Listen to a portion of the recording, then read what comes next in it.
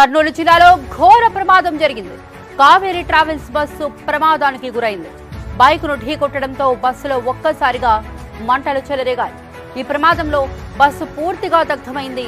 ప్రమాద సమయంలో బస్సులో 40 మందికి పైగా ప్రయాణికులుండగా ఎమర్జెన్సీ డోర్ నుంచి 12 మంది ప్రయాణికులు బయటకు వచ్చినట్టు తెలుస్తోంది. బాధితులను కర్నూలు ప్రభుత్వ ఆసుపత్రికి తరలించారు. మిగతా ప్రయాణికులంతా మంటల్లో చిక్కుకుని చనిపోయినట్టుగా తెలుస్తోంది. బస్సు బెంగళూరు నుంచి హైదరాబాద్ వస్తుండగా కల్లూరు మండలం చినటేకూరు వద్ద ఈ ఘటన చోటు చేసుకుంది. వెంటనే అప్రమత్తమైన ఫైర్ సిబ్బంది ఘటనా స్థలానికి చేరుకుని మంటలను అదుపు చేస్తున్నారు.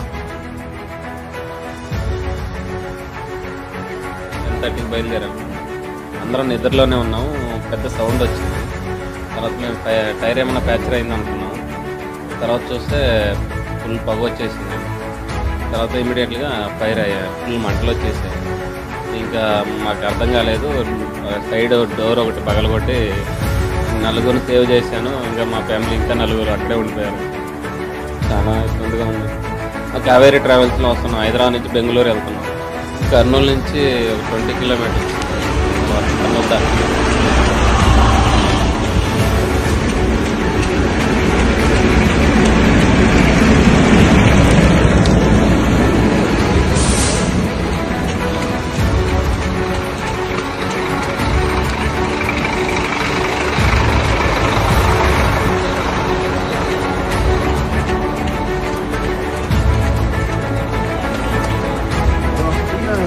Side